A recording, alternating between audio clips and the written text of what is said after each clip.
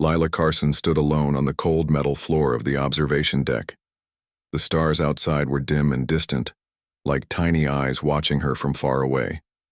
Behind her, the lights inside the space station flickered. Power was running low again. She'd been living here for almost 2 years now, ever since her ship crashed and she became the only one left. She looked at the small screen in front of her. It was cracked but still working. Lines of text scrolled across it.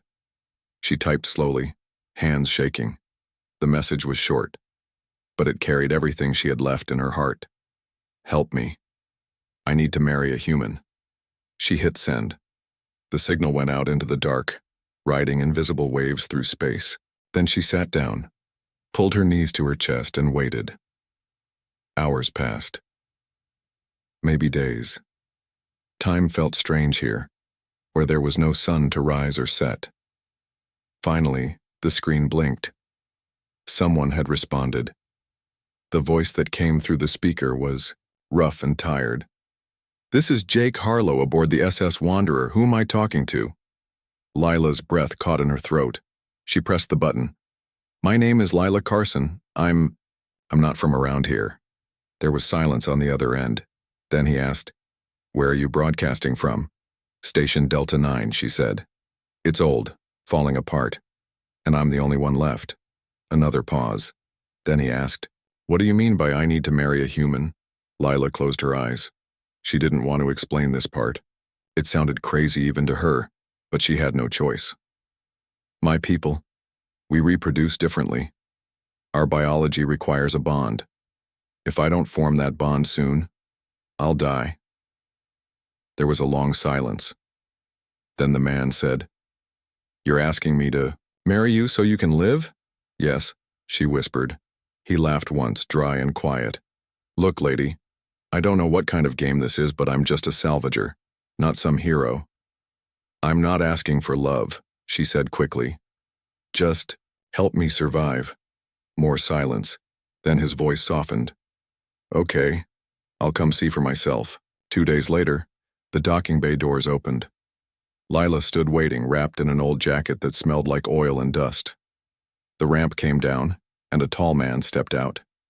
He wore a faded shirt and boots covered in scrap marks. His face was lined, with years of hard work and harder memories. He looked at her carefully. "You're real," she nodded. "Yes." He walked closer. "You don't look alien." "Not all of us have green skin and antennae," she said, trying to smile. He chuckled, then sighed. "So what happens if you don't find someone?" "My body will shut down," she said quietly. "In about 3 weeks, I'll be gone." Looked away. She could tell he was thinking, weighing things in his head. Finally, he said, "I don't do charity jobs, but maybe I can help." She looked up at him. "Why?" He shrugged. "Because I've been alone too long, and maybe I understand what it means to feel like you're running out of time." They stood together in the cold light of the station. Outside, the stars burned on, unaware of the lives they watched over. Somewhere far away, a new chapter was beginning. Not with romance or adventure, but with a single act of kindness between two lonely souls. Lila watched Jake as he walked around the station. He looked at everything like he was trying to understand how broken it really was. The lights flickered again. A soft hiss came from one of the old pipes in the wall. The place was falling apart, but it was still home for now. He turned to her after a while. "So you're telling me if we get married, that bond will keep you alive?" She nodded. "Yes, it's not love. It's biology. But the law says it has to be real, legal papers, witnesses, all of it." He rubbed the back of his neck. "This sounds like some kind of scam." "It's not," she said. "I know it's strange. I wouldn't believe it either if I wasn't living it." He looked at her for a long time. Then he asked, "What's in it for me?" She had been expecting this. "Money," she said. "There's a company that wants to study my DNA. They offered a reward for anyone who can prove the bond works." His eyes narrowed. "You mean you want to use me too? Isn't that what we're doing?" she asked. Using each other to survive? He didn't answer right away. Instead, he walked over to a broken window and looked out at the stars. I used to have a life, he said quietly. Family, friends, but I lost most of it chasing something I thought mattered. Turns out it didn't. She stepped closer. Then maybe this does. He turned back to her. You don't even know me, but I trust you, she said. You came here, you didn't have to. He let out a slow breath. Okay, let's say I agree. Where do we even start? They spent the next few days talking. Lila explained more about her people. She showed him old photos on a small device, images of tall buildings made of crystal, oceans that glowed at night, and families that looked almost human. She told him how war destroyed her world, how she barely escaped, and how she became the last of her kind. He listened. Sometimes he asked questions. Sometimes he just sat quietly, taking it all in. On the fourth day, he finally said, Fine. Let's do it. She blinked. Really? Yeah, he said with a tired smile. I've done dumber things for less. Money. They left the station a week later. They traveled to a trade hub orbiting a blue planet. There they met a lawyer and a witness, a cook named Maria who agreed to sign the papers in exchange for a free meal. The ceremony was short. They stood in a small room filled with blinking lights and humming machines. The lawyer read a few lines. They said yes. Rings were exchanged. Simple metal bands bought from a nearby vendor. And just like that, they were married. As they walked out into the busy streets of the spaceport, Lila felt something change inside her. It wasn't love. Not yet. But it was hope.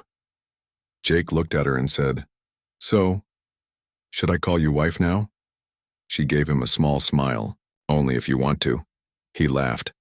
Nah, think I'll stick with Lila for now. They walked together through the crowd, two strangers bound by a contract and a promise. Behind them, the past stayed where it was. Ahead of them, the future was waiting. Uncertain, but full of possibilities. The news spread faster than they expected. Within days of their marriage, messages started coming in. Some from reporters, some from scientists, and even a few from angry groups who didn't like the idea of a human marrying an alien. Lila tried not to read them. Jake deleted most without even opening them. They were sitting in the small kitchen of the SS Wanderer when Lila finally asked, Do you regret it? Jake looked up from his coffee. Regret what? Marrying me. He thought for a moment. No, he said, but I didn't think we'd become famous overnight. She smiled a little. I didn't either. The truth was the marriage wasn't just personal. It was political. Interspecies laws had only recently allowed such unions, and very few had ever happened. Theirs was the first between a human and someone like Lila, an alien with no home, no family, and a biology that made survival depend on bonding. A xenotech company reached out offering money in exchange for research rights. They wanted to study how the bond affected both parties. Jake almost said no, but Lila stopped him. Take it, she said. We need the money. He frowned. You're not a lab rat. No, she agreed.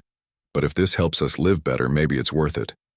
In the end, they signed a limited agreement. The company would pay well, but only for surface-level data. No invasive tests. Nothing private. Life aboard the ship changed slowly. At first, they kept to themselves, sleeping in separate rooms and talking only when needed. But over time, things became more natural. One night, while flying through a quiet part of space, Lila sat beside Jake as he checked the navigation systems. Do you miss Earth? She asked. He shrugged. Not really. I left because there was nothing keeping me there. What about friends? Family? He was quiet for a long time. Then he said, My parents are gone. My sister lives far away. We don't talk much. She nodded. I used to have a brother. He died when our planet fell. He looked at her. Sorry. She gave a soft smile. Thank you. As the weeks passed, they began spending more time together. She helped with repairs, learning how human machines worked. He taught her how to cook simple meals, though hers always tasted a little off. One day, he caught her humming a song from her world. It sounded sad, but beautiful. "What's that?" he asked. "Something my mother used to sing," she said. He listened quietly. Then he said, "It's nice." She smiled again. "Maybe one day I'll teach it to you." Things weren't perfect. They still argued sometimes. Lila didn't understand why Jake liked to keep everything so messy, and he didn't get why she always stared at the stars like she was trying to remember something. But they were starting to feel like a team. Then came the first real trouble. A message arrived from an unknown source. It contained only a few lines. "We know what you are." "We are watching." Lila paled when she read it. Jake read it twice before deleting it. "Probably just some nut job," he said. "Or someone dangerous," she replied. He looked at her. "We'll be fine." But deep down, he knew she might be right. They weren't just two people living on a ship anymore. They were symbols now. And symbols always attracted attention. Some good, some not. As the ship moved through the dark, Lila stood by the window, looking out at the endless sky. Next to her, Jake placed a hand on the wall and said, "Wherever this goes, we face it together." She looked at him and nodded. Together. That was something new. And maybe, just maybe, it was enough for now. Life on the SS Wanderer was not easy, but it was becoming something real. The ship was old. Its walls creaked like a house at night, and the lights sometimes flickered for no reason. Still, it felt like home now, more than either of them had expected. Lila tried to fit in. She learned how to cook human food, though Jake always made a face when she added too much spice. She cleaned up after him, even though he left tools everywhere. She asked questions about everything: why humans wore shoes inside, why they liked certain sounds called music, and why they laughed at things that didn't make sense. Jake answered as best he could. Sometimes he didn't know the answers.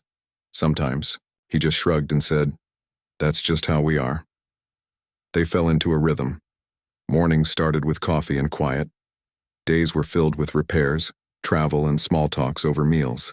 Nights were spent looking out the window, watching stars pass by like slow-moving fireflies. But there were still moments where Lila felt like an outsider.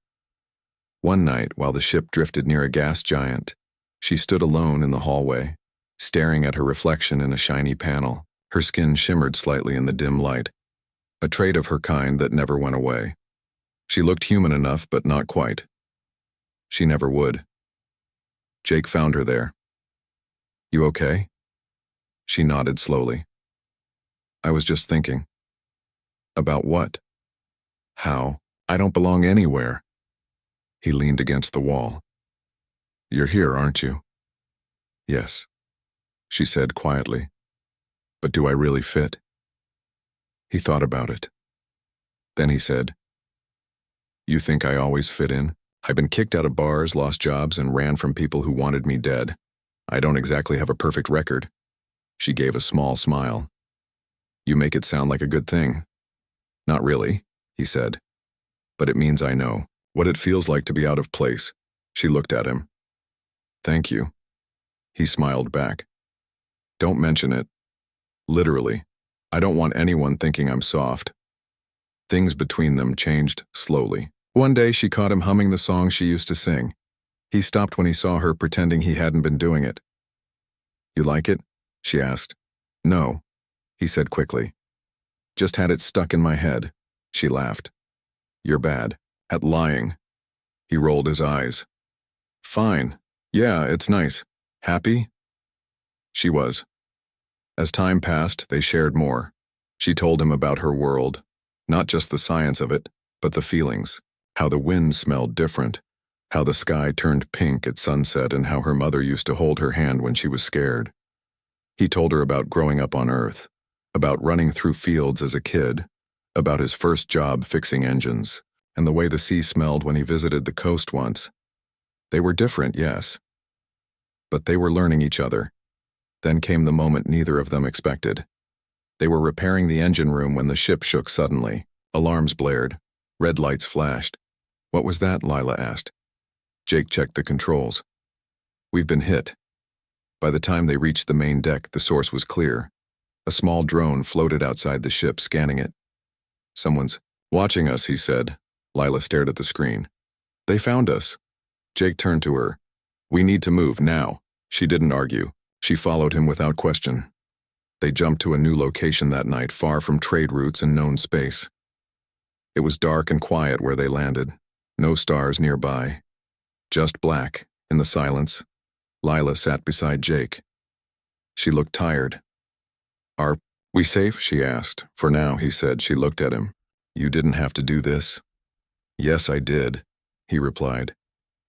You're my wife. She blinked. It was the first time he had said it like he meant it. She smiled softly. Thank you. He didn't answer right away. Instead, he put a hand on her shoulder and gave it a gentle squeeze. They sat together side by side, watching nothing outside the window, and for the first time since their marriage, Lila didn't feel alone. The silence didn't last long. A few days after they jumped to the quiet, dark space, another message arrived. This time, it wasn't just a warning. It was a demand. Hand over the alien. You have no idea what you're carrying. Jake deleted it, without saying a word, but Lila saw his face change. He was worried. They had hoped hiding would keep them safe. They were wrong. The next attack came fast. A small fighter ship appeared out of nowhere and fired a warning shot. The SS Wanderer shook hard. Alarms blared again. Lights flickered. Jake ran to the controls while Lila checked the scanners. They're not military, she said. But they're armed. He gritted his teeth. Bounty hunters? Maybe. Worse, she whispered. They didn't wait to find out. Jake pulled the lever and the ship jumped into warp, leaving the quiet space behind. They traveled for hours, jumping from point to point, trying to lose anyone following them. Finally, when they stopped near an old mining colony, they knew they couldn't run forever. In the dim light of the kitchen, Lila sat across from Jake. Her hands were shaking. They know who I am, she said. Yeah, he replied. And they want you. Why? She asked. Because of what I am? Because of the bond? Probably, he said. Your biology could be worth a lot to the wrong people. She looked down. I never wanted to be valuable. He reached across the table and touched her hand. You're not just some prize. You're Lila. That's all that matters. She gave him a weak smile. Thank you. But even with his words, fear stayed in her chest like a cold stone. They needed help. Luckily, Jake knew someone. An old friend named Elliot lived on a station orbiting a stormy planet. He used to work with Jake during his salvage years. Now he traded information and helped people disappear when they needed to. They landed at the station late at night. The place was crowded with traders, smugglers, and people who didn't ask too many questions. Elliot met them in a small bar filled with smoke and low voices. He looked Jake up and down. Thought you were dead. Not yet, Jake said. Elliot turned to Lila. So you're the famous one? She nodded. Yes. He studied her for a moment, then sighed. You two are in deep trouble. We figured, Jake said. There's a private group hunting you, Elliot told them. They don't care about laws or rights, they just want what she has. Lila felt her stomach tighten. What do we do? Elliot leaned closer. You can't stay in open space, they'll find you. You need to go somewhere no one looks twice, Jake frowned. Like where? The outer colonies, Elliot said. Places that don't report to Central Command. Places where names don't matter. It wasn't perfect, but it was something. They left the bar with new hope and heavier hearts. As they walked back to the ship, Lila asked, Do you think we'll ever be safe? Jake looked at her. No. Not really, but we'll be together. She nodded slowly. That helps. They stepped onto the ship, closed the door, and pointed toward the unknown. Somewhere out there, danger was waiting, but so was survival. The outer colonies were nothing like the busy trade hubs they had known. There were no bright lights or tall towers, just small towns built on rocky ground, ships that looked like they had seen better days, and people who kept to themselves. Jake and Lila landed on a planet called New Carson. It was cold most of the time and the sky was often gray. But it was quiet. That was what mattered. They found a place to stay, a small house near the edge of town. It wasn't much, but it had heat, clean water, and a window that faced the stars. Lila liked that part the most. For a while, life slowed down. They worked odd jobs to earn credits, fixing engines, helping with farm machines, sometimes just doing repairs for people who couldn't afford much. No one asked who they were. No one cared. But even in this quiet life, things began to change between them. One night, after a long day of fixing a broken heater, they sat by the fire drinking warm tea. Lila looked at Jake and said, "You're different now." He raised an eyebrow. "Different how?" "You smile more," she said. "You talk more. You don't always look like you're waiting for something bad to happen." He thought about it. Then he said, "Maybe I am different." She smiled softly. Good. They sat in silence for a while. Outside, the wind howled through the trees. Then she asked, "Do you ever think about the future?" He nodded. "Sometimes. Not sure what it looks like, but I think about it." "Me too," she said. "I used to think I wouldn't have one. Now I'm not so sure." He looked at her. "You mean because of me?" "Because of us," she said. "Because of what we've built." He didn't answer right away. Instead, he reached over and took her hand. It was a small gesture, but it meant something. The next morning, they went into town to buy supplies. As they walked through the market, they saw a poster nailed to a wooden post. It showed a blurry image of Lila. Below it were the words, "Wanted." Information leading to the capture of the alien woman. Lila's breath caught. Jake pulled her away quickly. They didn't speak until they were back home with the door locked behind them. "Someone saw us," she whispered. "Or someone followed," he said. Panic rose in her chest. "What do we do?" He looked around the room, their home, their peace, and then back at her. "We leave," he said. They packed fast. No time to say goodbye to anyone, no time to explain. As they climbed onto the SS Wanderer, Lila looked back at the little house. She would miss it. So would Jake. But they couldn't stay. They jumped into space that night, leaving New Carson behind. For days, they traveled in silence. Neither of them spoke much. Both were thinking. Finally, during a stop near a lonely moon, Lila turned to him. "Why did you stay with me?" she asked.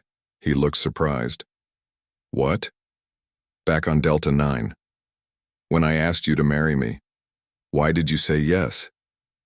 He thought about it for a long time. "Because I knew what it felt like to be alone," he said. "And I didn't want you to feel that way anymore." Tears filled her eyes. "Thank you." He gave her a small smile. "Don't mention it." They stood together under the dark sky, watching the stars. Neither of them knew where they would go next. But for the first time, they weren't just running from danger. They were running toward each other. They thought they had lost them. For weeks, Jake and Lila traveled through deep space, jumping from one forgotten corner of the galaxy to another. They avoided major routes, kept their signals low, and changed their names on docking logs. For a short time, it felt like they were safe. But safety was an illusion. It happened during a stop at a refueling station orbiting a dead planet. The place was quiet, mostly empty, and that should have been the first sign that something was wrong. Jake went inside to get supplies while Lila stayed aboard the SS Wanderer.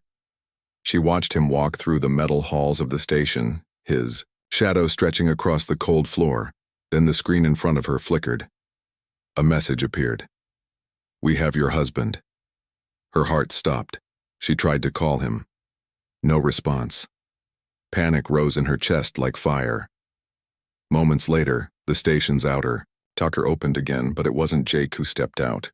It was 3 men in dark suits carrying weapons that didn't look military but still looked dangerous. Lila didn't wait. She locked the ship's controls and tried to take off. Too late. Something hit the ship. Systems failed.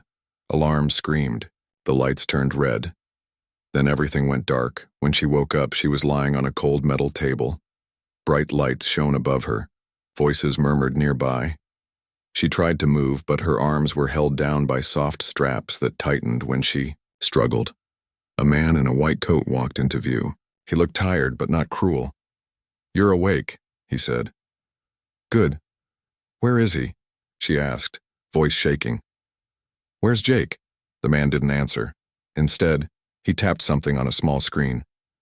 "I'm Dr. Ellis," he said, "and you are very important to us." She pulled against the straps. "Let me go," he sighed. "We just want to understand you, how your bond works, what makes you different." "No," she whispered. "Please." He gave a nod to someone. Out of sight, the room filled with sound, muffled voices, footsteps, and then Lila.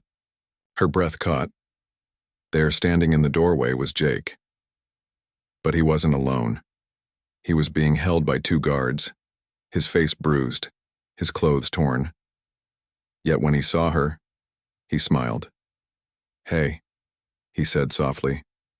"Didn't think I'd see you again." "You idiot," she said, tears filling her eyes. "Why did you come back?" "Because I couldn't leave you behind," he replied. Dr. Ellis stepped between them. "You both are here now.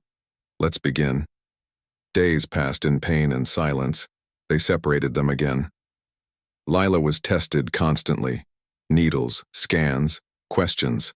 They wanted to know everything about the bond. She told them nothing. Sometimes Jake was brought in to watch. Sometimes they made him listen while she screamed. He never broke. Not once. But she could see the guilt in his eyes. Finally, after what felt like forever, help came from the most unexpected place. A woman named Maria, the cook who had signed their marriage papers, had followed their trail. She had found others too. People who believed in freedom, who hated what was happening here. They attacked the base. Alarms blared. Lights flashed. Chaos spread. In the middle of it all, Jake broke free. He fought his way through guards, blood on his fists, fire in his eyes. He found Lila just as they were preparing another test. When she saw him, she whispered, "You came." He cut the straps holding her down. Always. They ran together through the smoke-filled halls, dodging bullets and falling debris. Outside, the stars waited. Freedom was close, and this time, they wouldn't be taken again. The escape left them broken in more ways than one. Lila sat in the back of the SS Wanderer, curled up on the small cot, staring at nothing. Her body was healing, but slowly. Deep bruises still marked her arms and face. Her hands shook when she moved them. Jake didn't push her to talk. He knew what silence could do. He had lived inside it for years. They were far from the lab now, hiding in the cold shadow of a forgotten moon. The ship was quiet, save for the soft hum of the life support system and the occasional creak of old metal cooling down. For days, Lila barely spoke. She ate when he offered food, drank when he handed her water. But she didn't smile, didn't ask questions, didn't look at him like she used to. He tried not to take it personally. He cleaned wounds, replaced bandages, sat beside her without saying a word. He let her know he was there even if she didn't want to see him. One night, as the ship floated in darkness, Jake sat near the controls, watching the stars through the cracked window. Soft voice broke the silence. "I don't think I can do this anymore." He turned.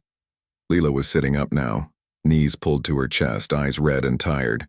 He walked over and sat beside her. "Do what?" he asked gently. "Keep running," she whispered. "Keep fighting."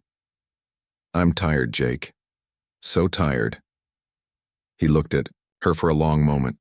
Then he said, "Me too." She gave a weak laugh. "You don't look tired." "I am," he said. "Just better at hiding it." She looked away. I keep seeing his face. Dr. Ellis. I hear his voice every time I close my eyes, he nodded. It'll fade, takes time. What if it doesn't, she asked. What if I'm broken forever? He reached out and touched her hand. You're not broken. She looked at him, tears slipping down her cheeks. Then why do I feel like this? He sighed. Because you survived something no one should have to go through. Because your body might be healing, but your mind is still trying to catch up. She wiped her face. I don't want to be a burden. He frowned. You're not. I've brought danger to you, she said. Pain, loss. I don't know if I deserve to be free. He looked at her, really looked at her and said, You do. She shook her head. How can you say that? Because you're still here, he told her. Because you fought. Because you never gave them what they wanted. And because I care about you. Her breath caught. He kept going. You're not just some experiment. You're not just an alien. You're Lila, and you matter. Tears filled her eyes again, but this time she didn't try to stop them. I don't know how to move forward, she admitted. Neither do I, he said, but we'll figure it out together. She leaned into him, resting her head on his shoulder. He didn't move. They sat like that for a long time, wrapped in silence, surrounded by stars. Outside, the galaxy kept turning. Inside, something small but important began to heal. Later that night, after Lila finally fell asleep, Jake stayed awake. He watched her breathe, watched her sleep without fear, even if only for a little while, and he made a silent promise. No matter what came next, he wouldn't let anything hurt her again, not ever.